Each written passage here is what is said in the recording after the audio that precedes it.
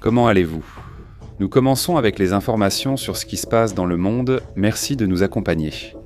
Week-end du 21 février. Comment vas-tu? Des baskets? Salutations à la communauté de José Rublos. Bonne journée Claudia à ceux qui arrivent. José Manuel, bonne journée. Salutations à Oscar. Passons aux informations. Allons-y franchement. Ils donnent même aux soldats américains de la nourriture spéciale. Ils rapportent qu'ils ont mangé du homard, qu'ils ont mangé du crabe. On leur a offert, disons, un plat spécial qui est généralement préparé avant une guerre. Ce genre de signaux et bien d'autres encore. Aujourd'hui, nous allons discuter des informations, de ce que l'on sait aussi bien du côté iranien que du côté américain.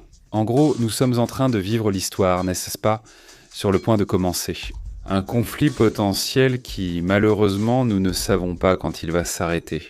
Nous ne pouvons peut-être pas avoir une date approximative de quand cela pourrait commencer, mais pas de quand cela pourrait finir. Et c'est l'un des problèmes qu'il y a en ce moment. Passons aux détails, merci de nous accompagner. Nous commençons avec cette image, regardez ce qui se passe là.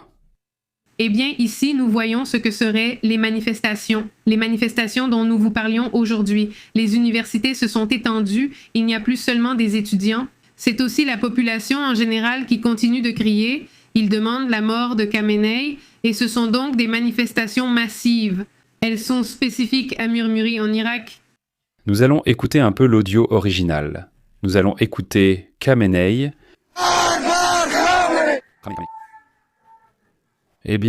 Ça fait aussi partie de ce qu'on entend.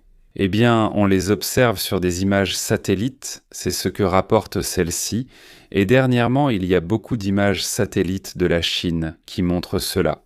Selon ces rapports, la base aérienne d'Al Udaïd. Nous allons en parler tout de suite là-bas au Qatar, elle n'est pas en train d'être évacuée. Selon les images satellites chinoises, récemment, la base aérienne d'Al Udaïd au Qatar montre une énorme réduction du nombre d'aéronefs et d'équipements ces derniers jours. Pour les experts, cela signifie abandonner une base.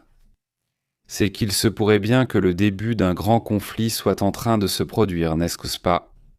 Ils n'abandonnent pas toute la base, mais la retirent progressivement, comme l'affirme le Qatar. N'opérez pas d'ici, n'attaquez pas depuis ici, donc ils doivent aller ailleurs, vers d'autres bases, vers d'autres endroits d'où ils peuvent attaquer. Et aussi le personnel. Un élément essentiel part pour ne pas être en danger. Alors, pendant que les avions quittent progressivement, les gens abandonnent la base Qatar selon ce qui est rapporté. Cela fait aussi partie du mouvement. Une autre zone, un autre endroit. Ce qui attire aussi l'attention aujourd'hui, c'est ce qui se passe avec la garde révolutionnaire iranienne, qui affirme ceci. Selon ce que rapporte la chaîne 12 d'Israël, ils assurent que la garde révolutionnaire a lancé un mouvement massif de troupes, disons, iraniennes, se dirigeant vers l'Irak ou vers la frontière avec l'Irak. C'est-à-dire vers ces zones, voyons si on peut le montrer par ici, c'est vers ces zones, donc toute la frontière se dirige par là, non? Selon les rapports, ce mouvement implique un important équipement militaire lourd. Les troupes elles-mêmes se dirigent vers l'Irak parce qu'elles pensent qu'une des attaques pourrait aussi venir de là. Donc elles renforcent la frontière avec l'Irak. Ils ne s'éloignent pas, regardez ici, ils ne vont pas à la frontière. En fait, non. C'est un autre des mouvements qui, sont ces signes qui commencent à devenir de plus en plus clairs. Un autre sujet qui attire également l'attention, c'est ce qui a été rapporté concernant les avions Tu-95 MES et Tu-160, selon ce qui est indiqué. Il y a aussi eu des mouvements là-bas. Maintenant, ce serait plutôt celui-ci, non? Qui serait, les avions des États-Unis qui ont été observés et parmi lesquels on voit de tout, des avions de renseignement, des avions F-35, des avions, de ceux-ci qu'on ne voit généralement que lorsqu'il y a une guerre électronique ou lorsqu'il est nécessaire, d'observer les mouvements d'un ennemi, dans ce cas les États-Unis envers l'Iran, c'est ce qu'on observe actuellement. Il y a aussi des commentaires. Le sénateur Lindsey Graham affirme que si la promesse faite par Donald Trump n'est pas tenue, envers les jeunes ou envers les personnes qui ont manifesté en Iran. S'il ne tient pas la promesse, l'aide ne viendra pas, n'est-ce pas, dit les États-Unis, dit Lindsey Graham. Il ne sera plus jamais pris au sérieux. Pourquoi? Tu as fait une promesse et ces promesses ont de l'importance. Beaucoup de gens ont risqué leur vie en pensant que l'aide finirait par arriver, et jusqu'à présent cette aide n'est jamais arrivée. N'est-ce pas? Et malgré cela, les manifestations continuent en Iran. Ça aussi c'est important, n'est-ce pas? Que se passe-t-il? Qu'est-ce qu'on sait? D'où ou comment provient cette information? À propos de cette supposée nourriture qu'ils avaient donnée aux... On a commencé à partager des images où l'on voyait les soldats. Eh bien, certains avec du homard, certains avec, comment ça s'appelle, du crabe. Non, pas du crabe, du homard. Et il y en avait un autre plat. Oui, c'était ça. Bistec aussi. La question est que, par exemple, dans un podcast récent, avec une personne ayant travaillé pour le Pentagone, elle assurait que les dates les plus probables en ce moment sont lundi ou mardi, parce qu'il faut se rappeler que demain, c'est la fin des Jeux olympiques et curieusement, les Jeux olympiques sont toujours énormément respectés pour nos mouvements. Nous l'avons vu il y a 4 ans avec l'attaque contre l'Ukraine. Ils ont aussi attendu la fin des Jeux olympiques en Chine, qui étaient à ce moment-là les Jeux olympiques d'hiver, pour pouvoir lancer l'attaque. Et dimanche, c'est le 22, c'est le jour où se terminent les Jeux olympiques et il est possible qu'il y ait une attaque lundi ou mardi. La même date que le début de la guerre en Ukraine. Non, oui, non. Le 22. Le 22, oui, on entend. Pour moi, c'est le 22. Vérifiez juste, j'aime la curiosité. C'est-à-dire, mais c'est pratiquement la même date, c'est-à-dire que la guerre en Ukraine a commencé il y a 4 ans, la guerre de la Russie en Ukraine. Le 24 avec juste 2 jours d'écart, ça pourrait arriver. C'est-à-dire, ce serait le 23 ou le 24? Imaginez-vous quelle date. Et c'est aussi curieux, non? Parce qu'au final, c'est un événement sportif qu'on ne veut pas associer à la guerre et qu'on ne veut pas éclipser avec ce genre d'événement. Alors, est-ce que cette date pourrait aussi être un de ces éléments ajoutés, un de ces signes possibles pour savoir quand un conflit peut ou non commencer? Passons aux détails de ce qui se passe. Par exemple, avec ce déploiement que font les États-Unis, comment se déroule le mouvement? Eh bien, en ce moment, nous avons vu des images, nous avons vu ces cartes qu'ils font des avions. On affirme qu'actuellement, les États-Unis encerclent l'Iran avec leur plus grand déploiement militaire en 20 ans. Je pense que cela en dit long et bon, les tensions continuent de monter, elles continuent de s'intensifier. Un jour, ils disent qu'ils vont autoriser l'inspection nucléaire, le lendemain, ils disent que non, puis un autre jour, ils disent par exemple que Steve Kikoff et Jared Kushner ne leur ont rien demandé concernant le nucléaire. C'est vraiment étrange. Et bon, d'après ce que l'on sait, c'est le moteur du déploiement. Ce type de déploiement n'avait pas été vu depuis 2003 lorsque les États-Unis avaient mobilisé un nombre important de militaires au Moyen-Orient. Cela dépasse l'accumulation que l'on avait vue auparavant et, eh bien, c'est comparable à ce que l'on a vu là-bas pendant la guerre d'Irak. Vous vous souvenez? Oui, bien sûr. Salutations à Oscar, excellente santé, merci beaucoup pour ton commentaire, nous étions en train de le lire à l'instant. À toute la communauté qui nous suit de Miami, de Floride, des États-Unis et d'ailleurs dans le monde, merci beaucoup de votre présence.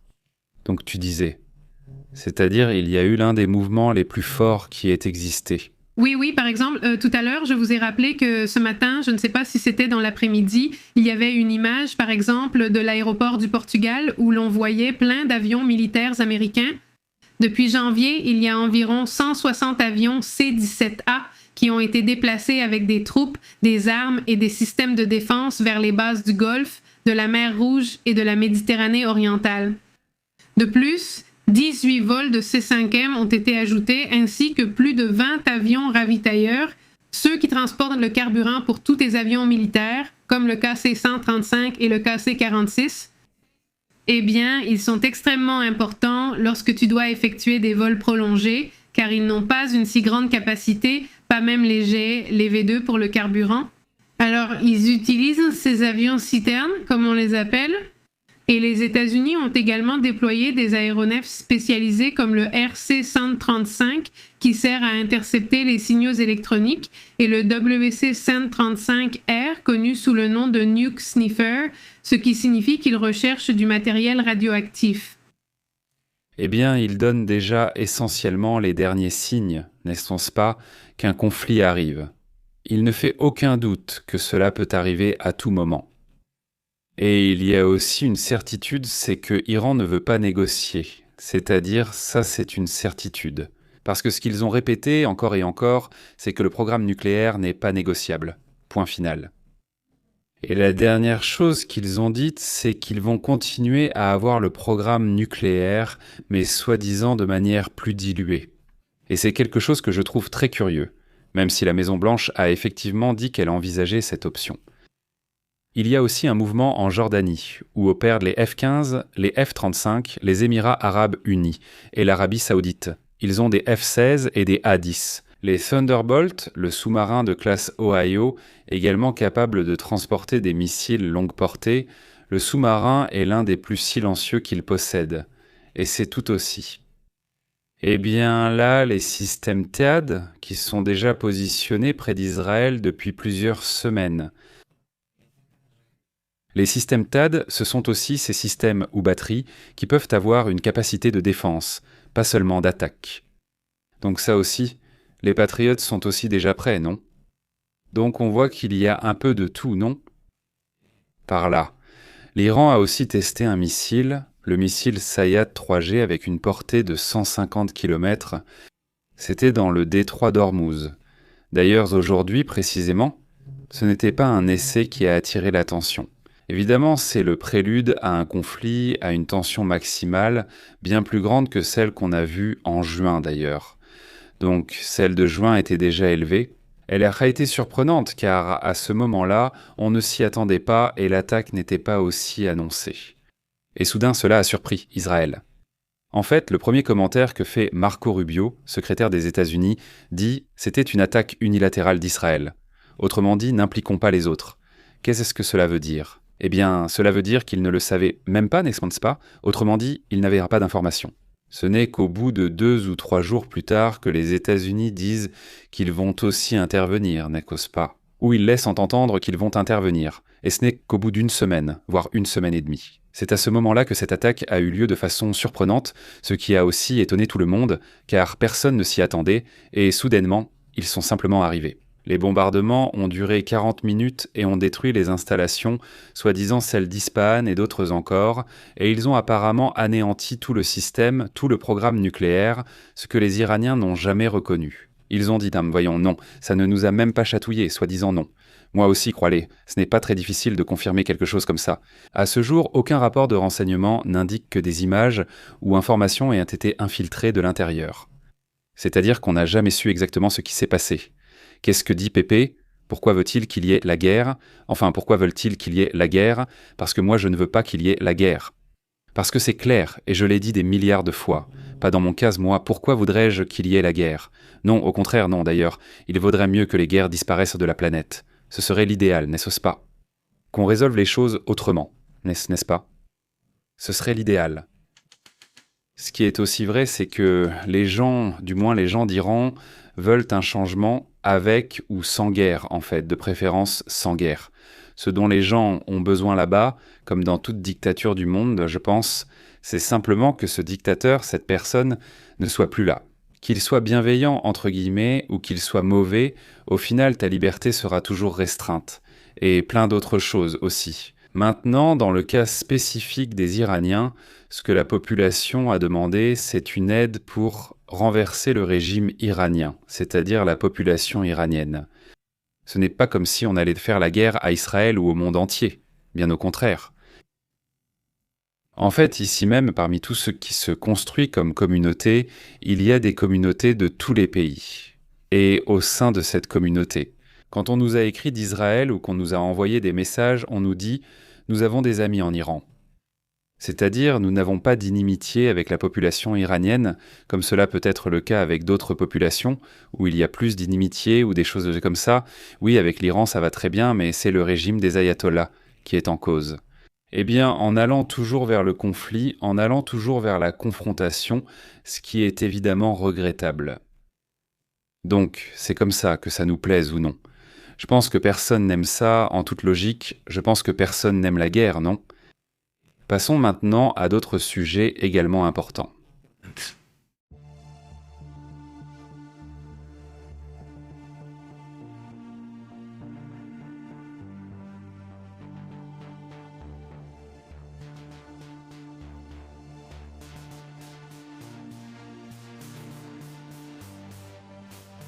Selon des responsables, à l'intérieur de l'Iran, cela s'active.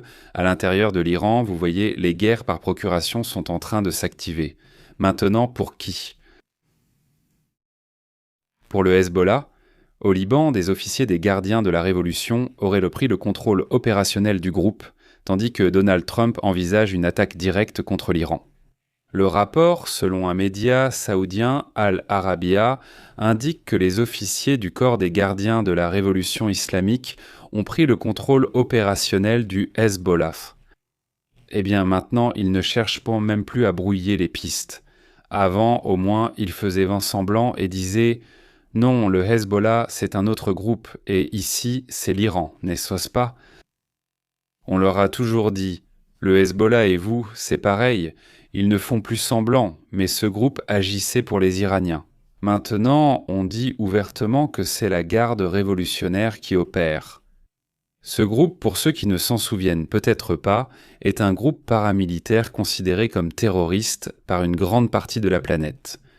Celui qui opère, même en Amérique latine, opère principalement au Liban. Ils viennent du Liban, ils ont des affaires de trafic en Europe. Et ils ont une banque, c'est un parti politique ou quoi? C'est un groupe qui n'est pas comme les autres. D'autres groupes terroristes, comme Al-Qaïda, c'est un groupe beaucoup plus sophistiqué, dans le sens où ils existent depuis de nombreuses années, ils fonctionnent comme une armée. Dont l'origine est au Liban, mais dont l'origine idéologique et aussi le financement viennent de l'ayatollah ou des ayatollahs. L'Iran envoie de l'argent, envoie des ressources et crée un groupe paramilitaire à l'intérieur du Liban. Un Liban dans lequel ils ont aussi du pouvoir. Parce qu'ils sont aussi un parti politique, donc un peu de tout. En réalité, ce groupe est un vrai Frankenstein. Et maintenant, l'Iran passe à l'action et dit « Nous sommes déjà en train d'opérer et nous sommes, Merci, disons que nous nous occupons de quoi ou de comment ils vont opérer exactement ? En fait, un groupe chiite est déjà arrivé au Liban, c'est-à-dire des Iraniens, directement, réorganiser toutes les capacités militaires qui ont été endommagées pendant ces 14 mois où Israël a attaqué certains dépôts.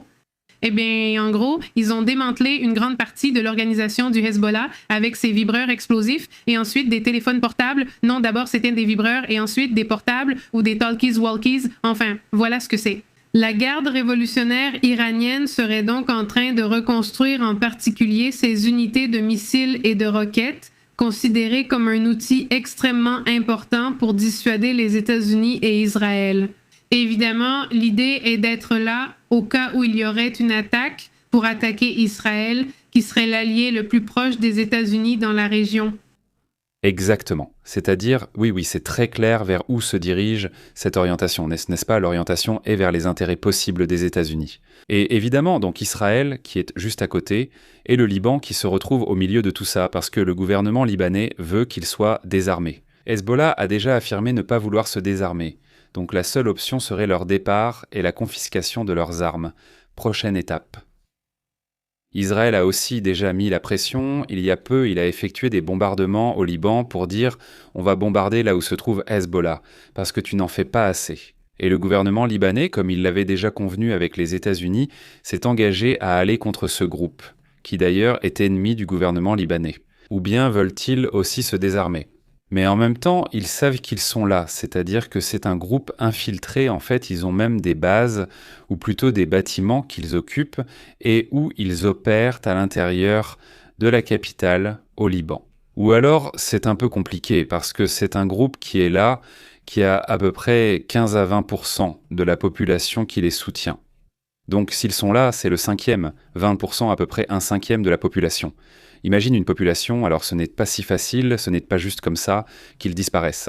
C'est pour ça qu'on leur dit « déposez les armes, jouez avec les mêmes règles que tout le monde, c'est-à-dire soyez un parti, agissez comme des politiciens.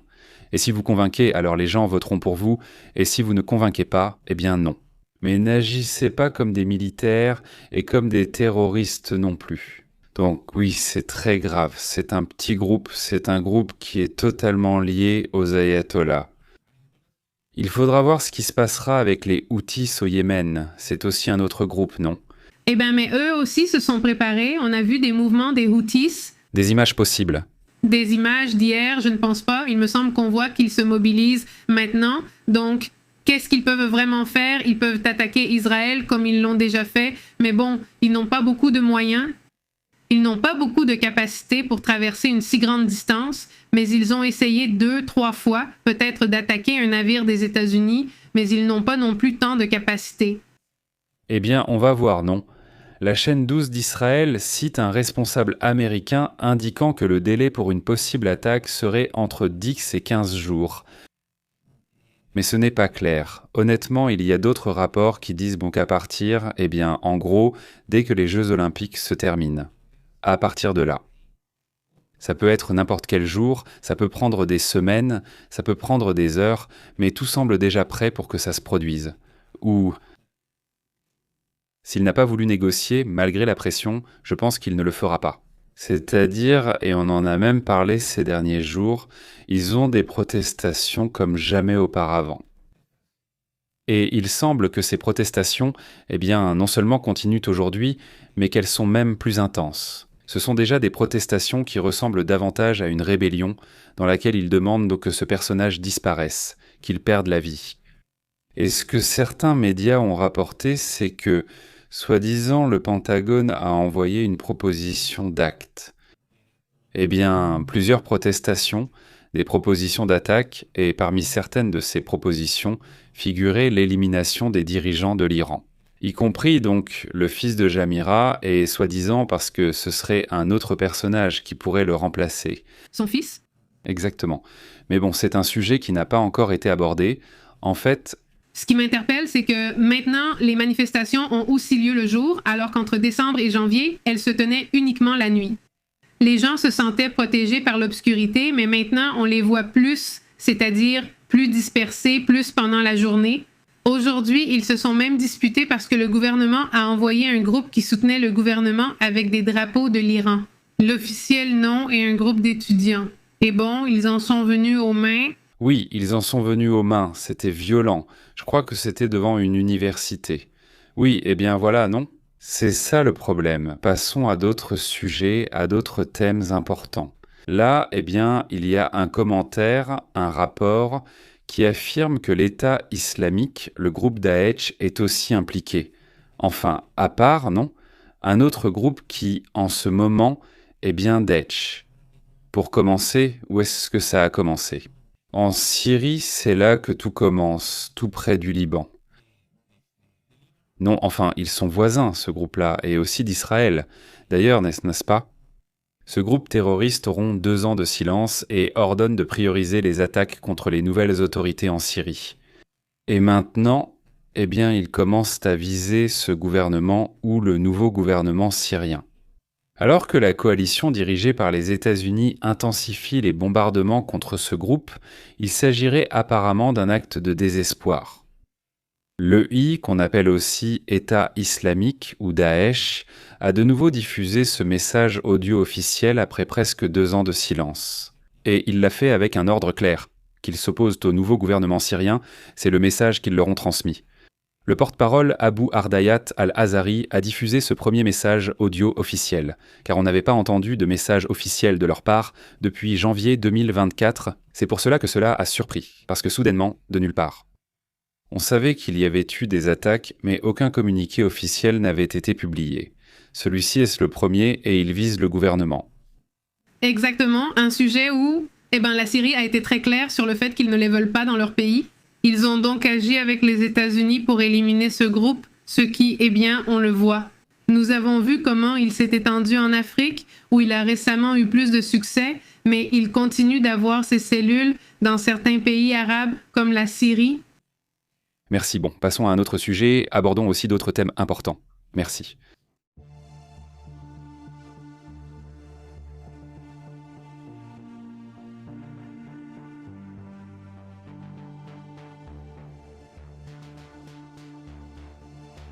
Ce que nous voyons ici, ces images se passent au Pakistan. Au Pakistan et en Afghanistan, il s'agit d'un conflit entre eux. L'armée de l'air pakistanaise a mené ses attaques. Ce que nous voyons ici se passe déjà à l'intérieur de l'Afghanistan, comme tu le dis, et c'est une attaque de la part des Pakistanais. C'est ce que nous voyons en ce moment. et je pense que cela vient aussi du Pakistan. Écoutons ceci. Écoutons, non, non, non, non.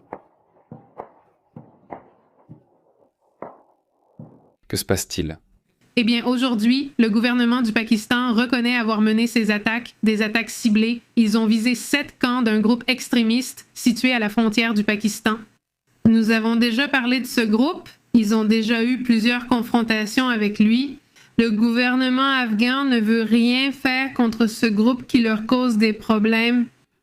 Et ils ont été dirigés vers une base appelée Tenerife Taliban Pakistan ou TTP et vers l'affiliation de l'État islamique à l'ISIS encore une fois. Cela selon les rapports du ministre de l'Information Atalao Tarar. Très bien. Ces actions ont été une réponse aux attentats que ces groupes ont commis, car cette semaine, il y a eu un attentat terroriste au Pakistan. Eh bien, ils seraient donc les responsables. Et donc maintenant, le Pakistan réagirait aux attaques qui ont eu lieu au Pakistan cette semaine. Eh bien, voilà la situation. Ces images ne peuvent pas encore être confirmées pour le moment, c'est-à-dire que ce sont des images, mais on ne sait pas vraiment ce qui se passe. Ce qui peut être confirmé, c'est qu'au moins on connaît l'existence de ces opérations. Nous verrons plus tard si les images peuvent être confirmées.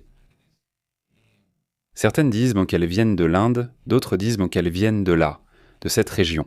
Eh bien, qui sait, parce qu'aujourd'hui aussi il y a eu des attaques et il y a eu des mouvements depuis plusieurs jours entre le Pakistan, l'Inde de l'autre côté, du côté ouest et du côté ouest. Eh bien, avec les talibans, avec l'Afghanistan, donc le Pakistan s'est retrouvé un peu au milieu de petits conflits. Ce n'est pas un très grand conflit ni rien, mais oui, c'en est un autre. Il y a d'autres sujets intéressants, il y a d'autres thèmes, d'autres affaires.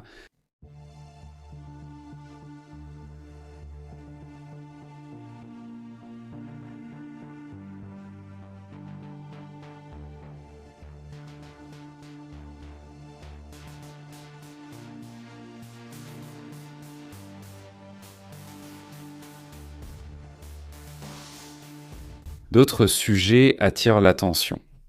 Un scandale public, un scandale qui est devenu public à cause d'une déclaration d'un diplomate. Un ambassadeur des États-Unis en Israël a affirmé qu'Israël aurait le droit à une grande partie du Moyen-Orient. Cela a évidemment commencé à provoquer la condamnation du monde arabe. La déclaration a été faite par un ambassadeur qui s'appelle Mike Huckabee. Ah oui, c'est très, très controversé. Toujours très controversé. Et puis, il a aussi été ancien gouverneur de l'Arkansas, il est toujours très évangélique, donc il mélange tout avec la religion. Ils affirment que la Bible dit qu'Israël doit tout avoir, et les autres meurent. Cela a évidemment suscité de nombreuses réactions. Des avis là-dessus? Non, imaginez-vous, il dit que, tout revient à Israël parce que la Bible dit que les descendants d'Abraham allaient tout recevoir, mais on ne peut pas tout baser sur la Bible dans la vraie vie politique. En fait, ce Tucker est allé l'interviewer quand il a été, soi-disant, arrêté. Eh bien, il était allé l'interviewer parce qu'il a fait ce commentaire, n'est-ce pas? Il faut rappeler que Tucker Carlson est anti-Israël, pas le contraire. Évidemment, ces commentaires de l'ambassadeur, où il a dit que Huckabee, qu'Israël devait étendre son territoire, ont suscité des réactions très négatives. Les voisins sont très mécontents. Nous parlons de l'Égypte, de la Jordanie, de l'Arabie saoudite, de Jucuba, d'Oman, de l'Organisation de la coopération islamique et de la Ligue des États arabes. Parce qu'il faut se rappeler que nous ne sommes plus au Moyen-Orient des années 50 ou 60, nous sommes dans un Moyen-Orient qui a déjà beaucoup changé. Il s'est aussi davantage adapté à la vie occidentale et ce sont aussi des alliés. Ce sont aussi des alliés. L'Égypte elle-même, l'Arabie saoudite, le Qatar, sans parler d'autres, ce sont des pays qui se sont beaucoup rapprochés des États-Unis. Mais avec ces commentaires, évidemment, cela suscite beaucoup de méfiance. L'Égypte a réagi immédiatement. Ils ont qualifié cela de violation flagrante du droit international et réaffirmé qu'Israël n'a aucune souveraineté sur ses territoires occupés, relançant ainsi le débat sur Gaza. La Ligue arabe et l'Organisation de la coopération islamique ont dénoncé que ces actions attisent les sentiments religieux. Eh bien, ce genre de diplomate, très à la manière de Trump, n'aide pas et génère même encore plus de potentiel de conflit. Ne semble-t-il pas que c'est justement l'intention de provoquer des tensions? Et dans tous les cas, avec des conséquences qu'ensuite, pour arrêter, ça va être très compliqué. Mais passons à d'autres sujets également intéressants.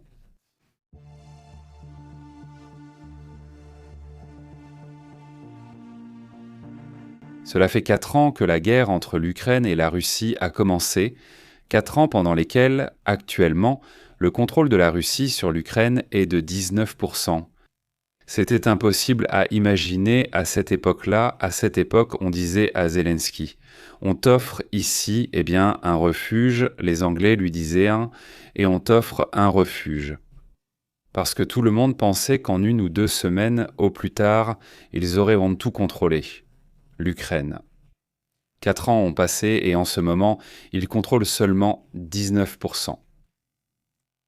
Et donc, avec une perte énorme de leur population jeune et de leur économie, qu'ont-ils gagné?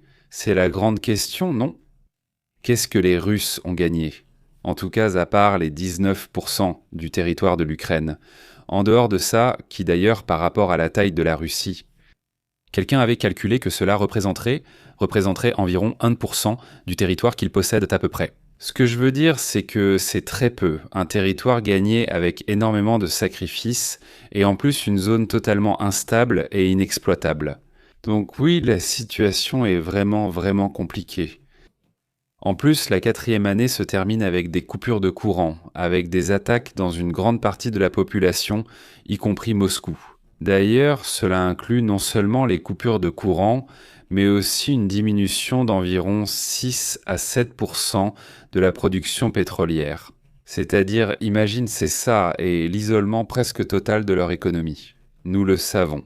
Un sujet qui concerne même des pays très proches, des pays comme la Turquie elle-même, comme l'Allemagne elle-même, qui achetaient énormément de pétrole. Eh bien maintenant, il y a pratiquement peu de relations, presque aucune. Bien sûr. Exactement. Certains analystes affirment que, ce Poutine a mené son économie à la guerre et malheureusement, il ne sait plus comment en sortir. Il n'y a aucun moyen de l'en sortir. Il faut rappeler qu'en plus de ces 19%, une grande partie était déjà en quelque sorte prise, pour ainsi dire, depuis 2014. C'est-à-dire qu'en réalité, les avancées de ces 4 dernières années ne représentent même pas ces 19%, c'est bien moins que cela. Parce que la Crimée l'était déjà prise, une partie aussi du Donbass, où il y avait déjà des groupes qui opéraient, parce qu'il y a des gens qui se battent là-bas depuis 2014. Donc, sur DW, il y a un documentaire précédent, l'entrée de la Russie en 2022, montre qu'il y a des soldats qui se battent là-bas. Depuis ce moment-là exactement. Mais bon, c'est comme ça, en ce moment. Il y a aussi eu des alliances entre des pays de l'OTAN et la Russie, comme par exemple la Slovaquie et peut-être la Hongrie. Même si c'est très temporaire, car la Hongrie, par exemple, est déjà en période électorale. Il est clair qu'Erdogan va perdre, ou peut-être pas, mais en tout cas, c'est ce qu'il semble pour l'instant. On va voir ce qui se passe. Aussi. D'un autre côté, le mécontentement a explosé dans des régions comme la Géorgie et dans des endroits de ce genre où ils veulent aussi. Un éloignement de Poutine, essentiellement, et un rapprochement vers l'Europe qui est surtout porté par les jeunes.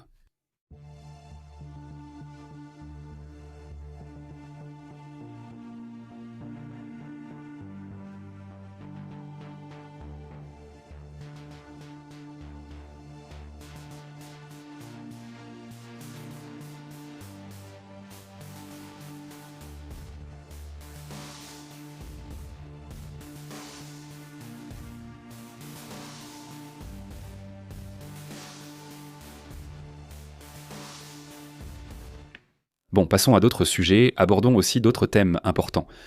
Il y a un mouvement, un bienfaiteur qui serait apparu. Cela, avec de l'or, non? Ils ont essentiellement fait don de 21 kg d'or, ceci pour sauver l'eau d'une mégapole. Où cela s'est-il passé? Cela s'est produit au Japon, dans l'une des villes les plus peuplées, qui est Osaka. Ce donateur a remis ces 21 kilos, la valeur estimée dont nous nous souvenons, une partie de l'or, c'est pour les dernières années, ou du moins les derniers mois, non? La valeur approximative de cet or serait de 560 millions de yens, soit 59,8 millions de pesos mexicains. Un chiffre, évidemment, qui suscite beaucoup de surprises, que quelqu'un ait fait don d'une telle quantité d'or. La donation a été confirmée par le maire Hideyuki Yokoyama, qui a assuré que les fonds seraient exclusivement destinés à l'infrastructure hydraulique. Ce n'est pas un geste symbolique, C'est-à-dire, ce n'est pas qu'il a donné l'équivalent de cet or, il a donné l'or tel quel, pas l'équivalent, pour que le réseau d'eau potable soit renouvelé de toute urgence. Eh bien, Imagine 40 ans avec ces problèmes d'eau, c'est très long. cette petite quantité d'eau suffit-elle? Comment cela fonctionne-t-il? Eh bien, le don a été confirmé par le maire de l'endroit, Hideyuki Yokoyama. Et évidemment, la nouvelle est devenue virale. Parce que, eh bien, parfois, les gens doivent en chercher eux-mêmes. C'est comme je dis, avec des différences de montant, mais parfois quand... Le truc typique où les voisins se réunissent et réparent une rue, où les voisins se réunissent, ou même seulement 2 ou 3 personnes, et commencent à réparer quelques nids de poules. Et ensuite, ils peuvent même te mettre une amende ou se fâcher parce que tu es en train de réparer les choses, qu'il faudrait les laisser comme ça, qu'il faudrait presque les abandonner. Oui, exactement. Maintenant, il faut se rappeler que ce bienfaiteur anonyme est anonyme. Ce n'est pas la première fois qu'il le fait, il l'avait déjà fait auparavant. Il avait aussi fait un don de 500 000 yens en espèces, également pour le système. Eh bien voilà ce héros sans cap, n'est-ce pas, comme on dit aussi. Bon, passons à d'autres sujets également intéressants.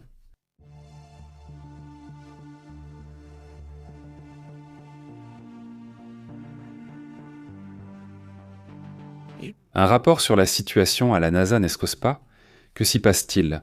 Vous vous souvenez hier, je vous disais que le 6 mars serait le jour où les astronautes iraient faire le tour de la Lune. Eh bien, devinez quoi?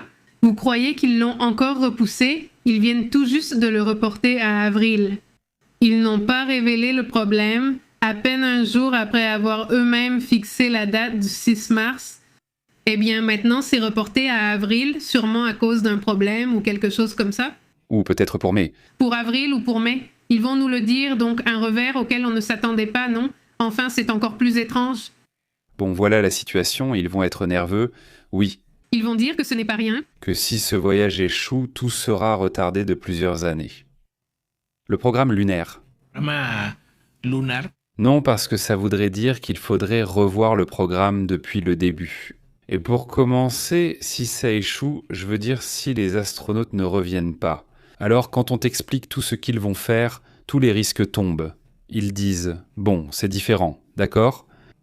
Franchement, les astronautes des années 60, ceux qui étaient là-bas, ils ont vraiment fait quelque chose d'important.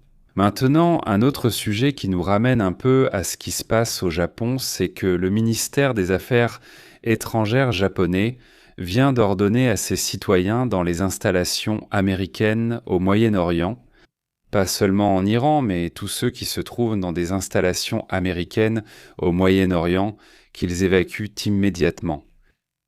Que veut dire cela? Le Japon a-t-il déjà averti les États-Unis? Écoute, il va y avoir des risques, il va se passer ça, et les Japonais, eh bien, ils donnent déjà l'ordre à leurs citoyens.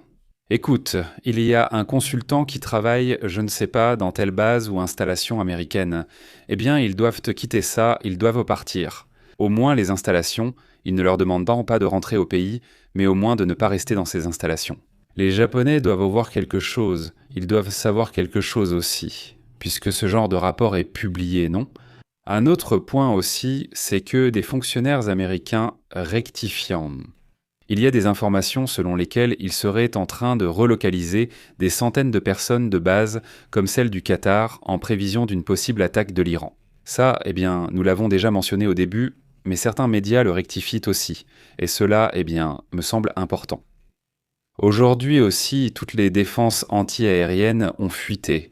En plus, je ne sais pas à quel point ces informations sont fiables, mais elles ont fuité aujourd'hui. Toute cette carte où se trouvent tous les systèmes de défense des Iraniens à leur position exacte, selon ce qui est rapporté. Ça aussi, alors, qui l'a divulgué? Qui sait? Non, mais ça aussi, ça en a appelé une autre. Une autre des images qui attire l'attention, c'est cette attaque. On a entendu et vécu une attaque très violente là-bas. C'est en Ukraine, non? Qu'est-ce qui s'est passé là-bas à Lviv? Il y a des attaques russes contre ce qu'on appelle Lviv ou Léopold, comme vous voulez l'appeler. C'est une région, un pays, une ville qui est très proche de la Pologne et chaque fois qu'il y a des attaques dans cette zone, les Polonais doivent sortir pour vérifier qu'aucun drone ou missile ne va traverser la frontière d'ailleurs. Mais c'est une attaque très particulière parce que ce n'est pas une attaque avec des missiles, ce n'est pas une attaque avec des drones, c'est-à-dire d'après ce qu'ils rapportent là-bas. Du moins d'après les informations que j'ai, je ne sais pas si tu as d'autres informations, parce que c'était une attaque de type terroriste. Oui, c'est ça. Ce qui s'est passé, c'est qu'à l'intérieur, en plein centre de Lydde, on a commencé à entendre des explosions. Mais il n'y a pas eu d'attaque aérienne, c'est-à-dire, il n'y a pas eu d'attaque. Alors, ça veut dire que c'est interne? C'est une attaque interne. C'est apparemment une attaque de type terroriste. Ils assurent qu'il s'agit, ou qu'on présume qu'il s'agit, d'une attaque terroriste russe. Regarde le sujet. Donc peut-être qu'on va voir une Russie opérant différemment, n'attaquant plus d'en haut, par les airs. Peut-être parce que ça représente beaucoup de pertes, parce que beaucoup des missiles et des drones sont abattus, et peut-être qu'ils essaient, en plus, ce sont des attaques contre la population civile. Écoute, regarde, cette attaque n'a pas eu lieu sur le front de guerre, n'est-ce pas? À des milliers de kilomètres du front, ils vont jusqu'à Lviv pour mener cette attaque. C'est pour générer de l'instabilité, de la terreur. C'est peut-être le début d'un nouveau type d'opération. On va voir ce qui se passe, mais oui, c'est très curieux. Le jour. Oui, d'accord. Il est rapporté qu'au moins une personne aurait perdu la vie et qu'il y a 15 blessés lors de cette attaque terroriste dans l'ouest de l'Ukraine, selon les données. Un agent de police de 23 ans serait celui qui a perdu la vie dans cette explosion survenue aujourd'hui, samedi soir. Les médecins sont en train de fournir de l'aide en ce moment. Je comprends, il parle d'explosion, mais ce n'est pas clair pour moi. Deux explosions enregistrées dans la nuit à Lib. Et 15 personnes blessées, nous en avons déjà parlé, n'est-ce pas? Selon le parquet de Lib, les détonations ont eu lieu peu après l'arrivée de la police. Donc c'est un piège. Ils répondent à un signalement de vol dans un magasin du centre-ville vers 1h30 du matin et la première explosion se produit. Au moment où la première patrouille arrive, une deuxième détonation se produit car une autre équipe de police était également arrivée sur les lieux. Regarde ce qui se passe en ce moment à l'intérieur de la Russie. Voyons voir.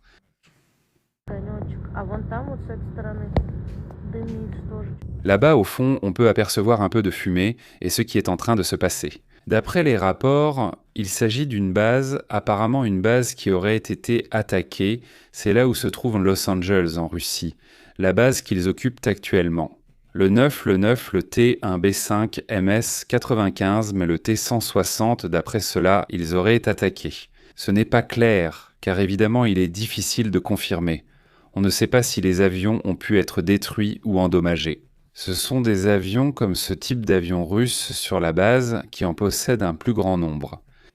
Apparemment, ces avions, c'en est un autre qui serait là-bas, maintenant, on ne sait pas s'ils ont été détruits ou endommagés. Je ne sais pas, ça non, ce n'est pas là. Le rapport ne dit rien à ce sujet. Je pense que ça va être un peu compliqué pour l'instant de confirmer cette affaire. Non, on verra plus tard si on peut confirmer. Aussi, un autre sujet qui est resté en suspens aujourd'hui, ce sont ces incendies qui ont été signalés là-bas en Chine. C'est un sujet que, on va voir si plus tard on peut obtenir plus d'informations. Parce que ce n'est pas... Comme une usine. Cet incendie serait une attaque, c'est pourquoi cela m'interpelle. Un incendie peut survenir partout, mais s'il s'agit d'une attaque, c'est différent. Et dans un pays comme la Chine, ça me semblerait vraiment étrange. C'est pour ça que je dis, j'insiste, ce n'est pas confirmé, on parle d'une supposée attaque de groupes radicaux là-bas. Attendons d'avoir plus d'informations pour vérifier l'authenticité. Ce qui est sûr, c'est qu'on a vu de nombreuses images et que l'incendie a bien eu lieu. Ce qui n'est pas clair pour moi, c'est si cela s'est produit à la date qu'ils disent, si c'est bien l'installation dont ils parlent. Avec certains pays, ces détails sont parfois très difficiles à confirmer. Alors, attendons encore un peu. Oui, bien sûr, si tu cherches sur ces réseaux qu'ils utilisent, parce que, comme toujours, il y a de la propagande contre et de la propagande en faveur. Et si tu regardes les sites de propagande qui sont très anti-chinois, oui. Là, ils te disent non, que c'était comme ça, que c'était comme si, mais ils ne te donnent pas de clarté sur l'origine de cette information. Ils disent juste des sources, et c'est tout. C'est très vague, non? Le sujet. J'attendrai un peu plus de détails, pour voir si, par exemple, ou quelque chose comme ça. Il y a des journalistes de médias internationaux qui sont aussi en Chine, et c'est à peu près par là qu'on pourrait avoir une confirmation. C'est un peu compliqué parce que la Chine fait toujours disparaître ce genre de choses, elle les cache en gros. Donc bon, passons à d'autres sujets.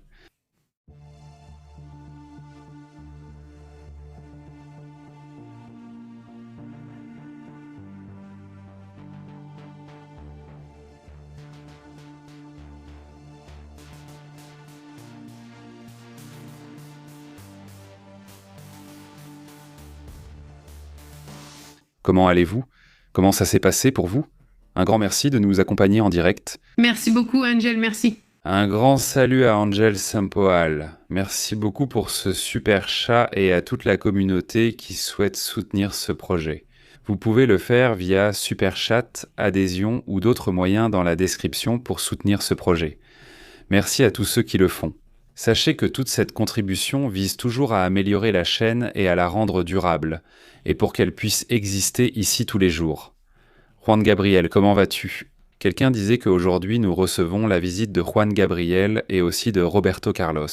Nous leur envoyons donc un salut à tous les deux qui portent des noms de chanteurs très célèbres. Alors comment vas-tu? Salutations, très bien, Carlos Martinez Alep, Francisco Arce Tapatia. En plus, les lunettes te vont très bien. Ah, merci beaucoup. C'est aussi comme attraper l'air, elles sont aussi à double usage, dit aussi Viden. Voyons, est-il vrai que le Pakistan a attaqué l'Afghanistan? Oui, nous venons juste d'en parler il y a environ 10 minutes. Salutations à Marie-Fer. Comment vas-tu, Marie-Fer? Comment vas-tu, Marie-Fer? Salutations.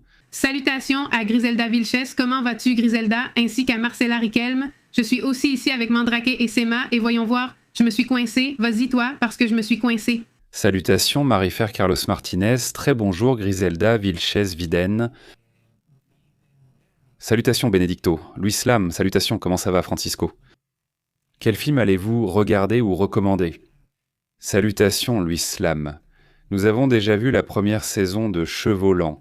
C'est une série si vous aimez l'ambiance des espions et ce genre de choses. C'était toute la première saison? C'est la première saison.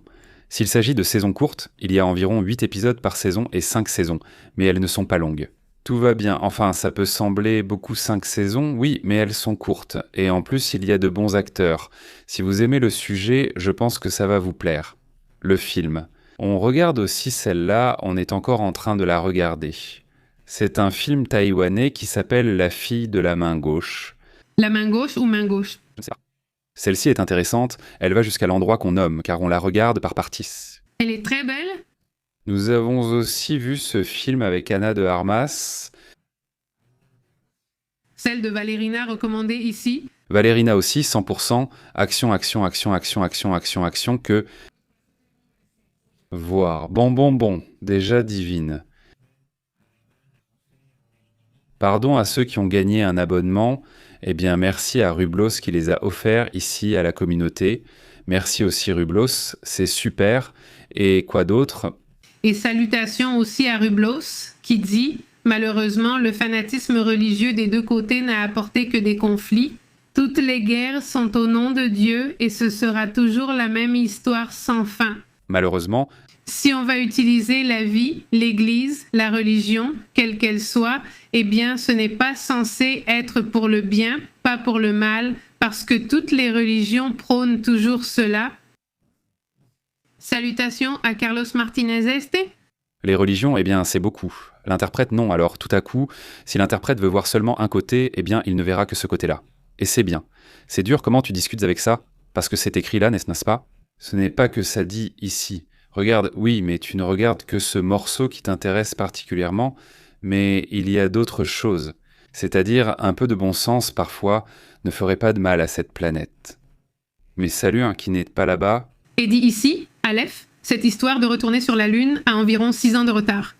La Lanza ne sait plus faire de bonnes histoires, c'est habituel. Je me demande pourquoi ils y sont arrivés et pourquoi cela ne s'est jamais refait. Eh, mais cette fusée, si je ne me trompe pas, ce n'est pas celle de la NASA, c'est quelle fusée? Ce n'est pas la Falcon 9. L'une de celles-là est-elle de la NASA? Non, sinon ce n'est pas normal. Les papiers ont été perdus? Ils se sont détachés, ils sont peu efficaces.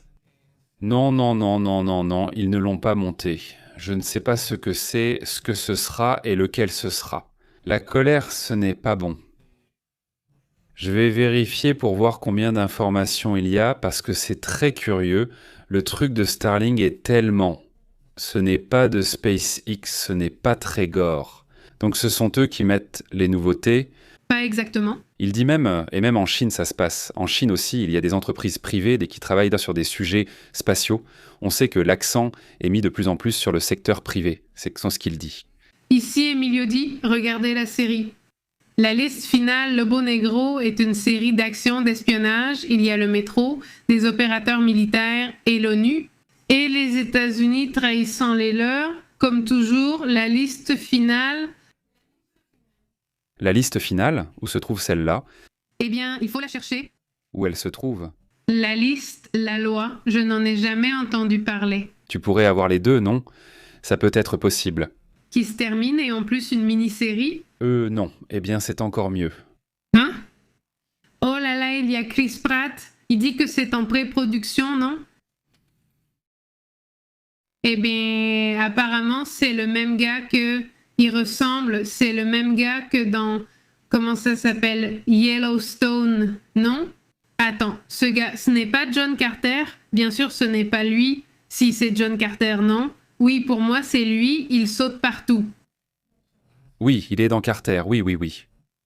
Bon, eh bien, on la regardera alors? La fusée, c'est le SLS, le système de lancement spatial de la NASA. C'est une fusée super lourde conçue pour l'exploration de l'espace lointain. C'est la colonne vertébrale du programme Artemis, c'est ça le programme. Et comment ont-ils eu une défaillance? Non, non, mais bon. Et si celle de la Russie venait de la religion? Eh ben non, mais je ne sais pas. Non, non, moi non. Non. Mais quel genre d'ambition? Oui, l'Église orthodoxe russe est vraiment très impliquée. Oui, oui, salutations à Gabriel Duran Castro, quel programme incroyable. Salutations Gabriel, salutations Gabriel. Comment vas-tu? Très bien, merci beaucoup. Au feu Mendes, comment vas-tu? Au feu Marcella Marcol, comment vas-tu? Dit-elle. Un montage de film où le drapeau bouge dans l'espace alors qu'il n'y a pas d'air, mais il n'y a pas de vent. La vérité, c'est qu'il faut simplement enquêter. Il faut approfondir un peu sur le drapeau, qui a justement été conçu pour qu'on le voie flotter. C'est comme ça qu'ils l'ont pensé. C'est un drapeau métallique, c'est-à-dire que ce que tu vois là, c'est un drapeau comme une sorte d'aluminium auquel tu donnes la forme que tu veux. Bien sûr, il va sembler flotter, car c'était l'idée, qu'on le voit ainsi. Mais si tu vas voir le drapeau, il sera toujours pareil, parce que le drapeau ne flotte pas, c'est-à-dire que le drapeau est... Comme un drapeau de jouet? Elle est métallique? Oui, exactement. Sauf qu'il ne la voulait pas toute carrée, il voulait qu'elle soit jolie, avec le côté...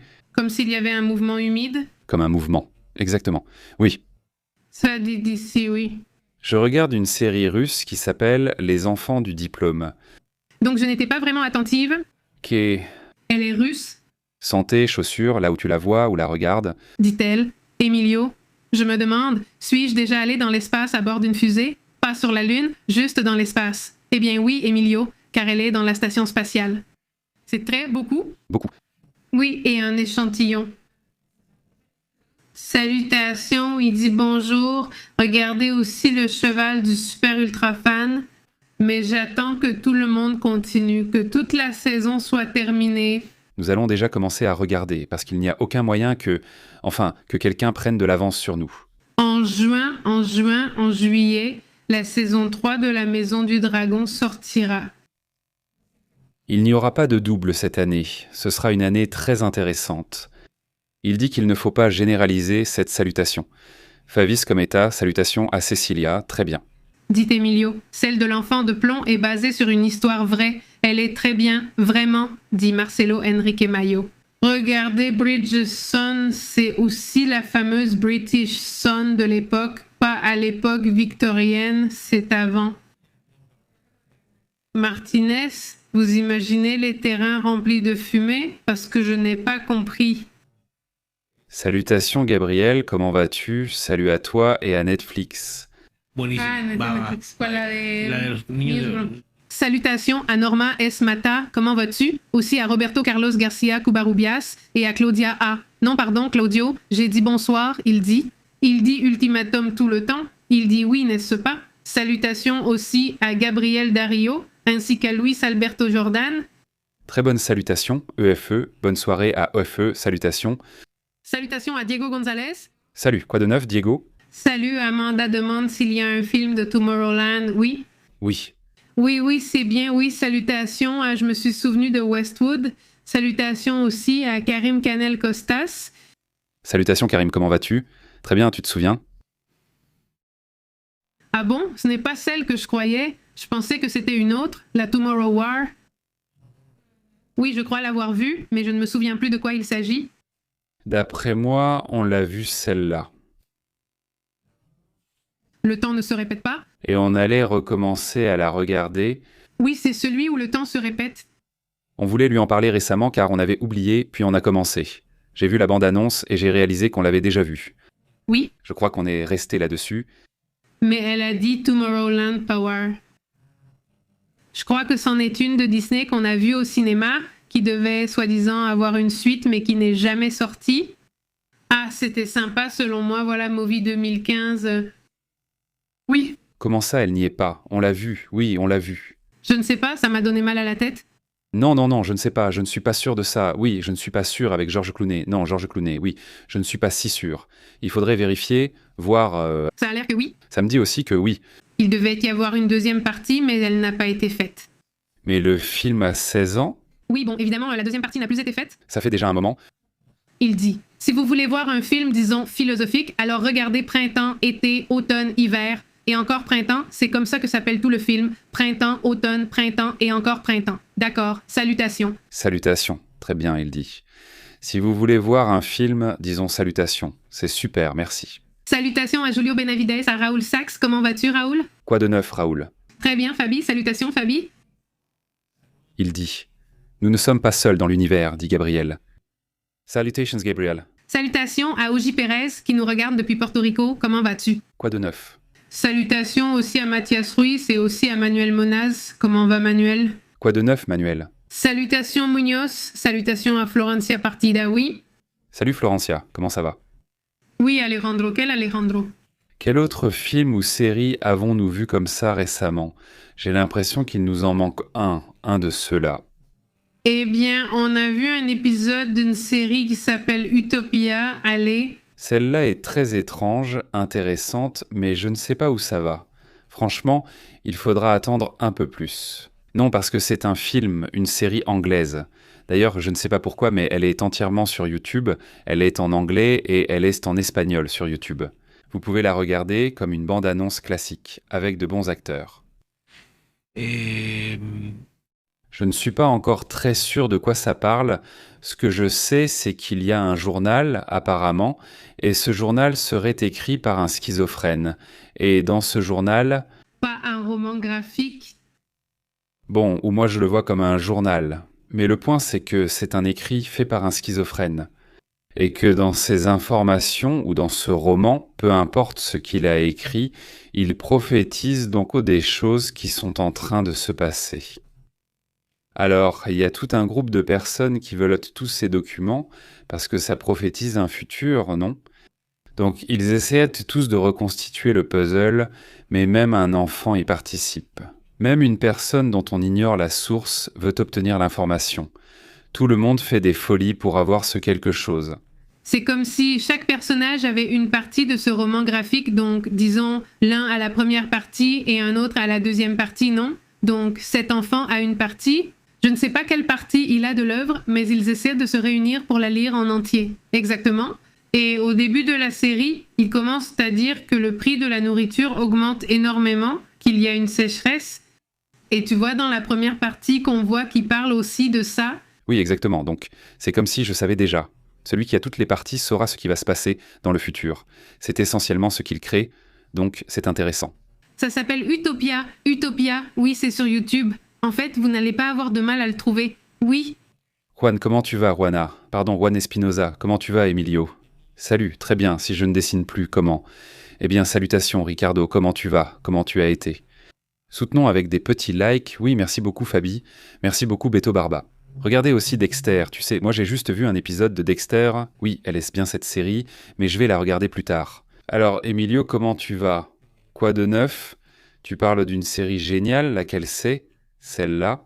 Il dit que c'est une série coréenne géniale, mais laquelle? Laquelle? Il dit le récit. Le récit de survie, et partout où ils enlèvent ta basse, ça s'appelle récit de survie. Et partout où ils enlèvent ta basse. Ou bien ce sont deux choses différentes? Ce sont deux séries. Ce récit de survie, j'aime bien le nom. Le nom, oui, dit Carlos, qui dépense plus qu'il ne gagne, vit dans des problèmes et des séries. Salutations, Carlos. Salut Carlos, ça va? Très bien. dit Emilio. Viens, cette série est faite pour un marathon. C'est mexicain, le dentiste est policier, action, horreur d'époque, le dentiste. Le dentiste est une série, n'est-ce pas? Oui, ah, regarde. Oh, un film mexicain aussi. Bichir est une série. Hein? Série? Oui. Camila Sodi, Alberto Alman, A. Mal pour bien, Dagoberto Gama et Yanis Guerrero, entre autres. Mais évidemment, le dentiste Crimes et Marques s'appelle OK, c'est ça? Il faudra voir où elle se trouve. Cette série n'est pas sur Bix. Sur Bix? Ça dit que c'est là, ça dit ici, Tepatia, ça dit celle-ci. Ma fille est tellement fan, ou aussi des chevaliers, quand elle était petite. Je l'ai inscrite à des cours d'équitation pendant un moment. Ouf, ce serait mon rêve adoré. Unas clases de... Elle a des cours d'équitation, avoir un cheval évidemment, mais bon, voilà. J'ai lu le livre du Chevalier des Sept Royaumes. Il est génial. Je n'ai pas vu la série, mais le livre est vraiment, vraiment beau. Franchement, c'est super. Salut à Fabi. Est-ce que vous allez regarder quelques vidéos de tout ce qui sort des archives noires du jour? Ce serait génial, ce serait vraiment génial qu'il fasse, je ne sais pas, oui. Salut à Bix, qu'il fasse une série, un documentaire ou autre. Salut à Bix, comment vas-tu? Carlos, Marty dit, je pars. Si vous buvez, ne conduisez pas. Salut Carlos. Salut à Juan Espinoza, comment vas-tu Juana? Et il dit aussi que Fabi, si c'est ça, de n'importe où, kidnapper Babas ou Abbas, c'était une de mes phrases. La série s'intitule Récits de super-héros. Celui-ci... Ok, donc ça s'appelle Récits de super-héros. Je vais aussi la noter, et voilà celle-ci, celle du dentiste et tout le reste. Est-ce qu'il est parti en ayant... Un castrateur d'Astrid? Eh bien oui, je sais, enfin je verrai comment je vais faire, mais elle aura un cheval, on ne me fera pas changer d'avis là-dessus. Salutations? Je l'ai déjà mis à peu près dans l'ordre. Ah d'accord, ah je ne savais pas que tu avais une liste en ordre et tout. Plus ou moins, plus ou moins. Salutations à Ivan HD, comment vas-tu Ivan? Oui, salutations, quoi de neuf? Et aussi à Hangeo TV, comment vas-tu Hangeo? Comment s'appelle-t-il? Récit? Récits de super-héros. Il y a trop de séries en ce moment, je ne sais pas, et de films. Comment s'appelle celle de Trump? Eh bien... Celle du Chevalier des Sept Rois. Chevalier. Ma sœur, quand elle était jeune, avait 2 chevaux. Oh là là, quel talent incroyable! Comment s'appelle l'autre? Celle de la Mexicaine. Le dentiste? Salut, voyons. Allons voir Fabi Sabeto Barbas. Qu'est-ce que j'ai oublié? Aussi Divina. En fait, je ne sais même pas comment va la liste. Regardez, enfin, voici la liste. Enfin, 1. Laissez-nous encore un peu, qu'il passe encore quelques semaines, le temps que je l'organise bien, et si vous voulez, alors je vous la montre. Je la partage, je partage tout le texte, et ceux qui veulent pourront la voir, celles que je vois qui sont en train de gagner. C'est-à-dire, c'est celle de science-fiction et de voyage dans le temps, qui s'appelle Primer, les chronocrimes, ou Primer, pas les chronocrimes, au-delà des 2 minutes infinies. Steins Gate, 22 novembre 1963, réminiscence, jeunes amis de Boudi Soares pour des naissances, jeunes en orbite. Battles ou Beatles? Quelque chose comme ça, ce n'est pas comme Beatles. Non, ce n'est pas Beatles, ce n'est pas comme Battles, non. Quelque chose comme ça. La fin de l'enfance est meilleure que nous. Celle-là, c'est la russe, il me semble, celle qui est sur Netflix, je crois. Et puis, il y a La Servante écarlate, qui est du genre dystopique, futuriste. Hein? Et puis il y a celle du silo? Ainsi qu'il nous voit. Groupe non, ce n'est pas là, je crois. Eau sombre, les tortues volent. Bienvenue à Derry, nous sommes tous morts, Ciao Derry Girls. Maintenant, il y a toutes celles que nous avons déjà vues. Nous ne sommes pas là parce que nous les avons déjà vues. Toutes celles-ci sont celles qui restent à voir pour nous. Donc, ce n'est pas non plus comme s'il n'y en aurait pas beaucoup qui sont excellentes, que nous avons déjà vues. Je le dis juste pour que vous le sachiez. Mais c'était laquelle celle-ci? L'autre? Le silo? Le silo qui est sur Apple, dit Christy. J'ai commenté sur beaucoup de séries et de films, mais malgré tout, je ne trouve jamais rien de bien. Oui, c'est compliqué, non? Ce n'est pas qu'il n'y ait pas d'options, c'est qu'on est saturé d'options. Tu crois? Oui, c'est ce qui se passe? Ce n'est pas comme quand tu vas chez Starbucks et qu'on te dit cette taille, avec ce couvercle, ce couvercle, ce couvercle, ce couvercle, ce couvercle, ce couvercle, ce couvercle, ce couvercle. Tu te dis, mais arrête, donne-moi juste un café américain normal, sans rien. Au final, tu regardes toujours la même chose. Il y a trop d'options. Toi, ne dis rien, parce que toi, tu mets une demi-heure à choisir ce qu'on va regarder. Je pense à tous et au goût de chacun, ce qui permet d'atteindre un équilibre.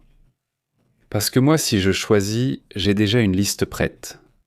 Eh bien, passe le bonjour à Camilo, qu'on le fasse à tour de rôle, parce que c'est comme ça, c'est dur. Ah oui, pour les salutations, Camilo dit.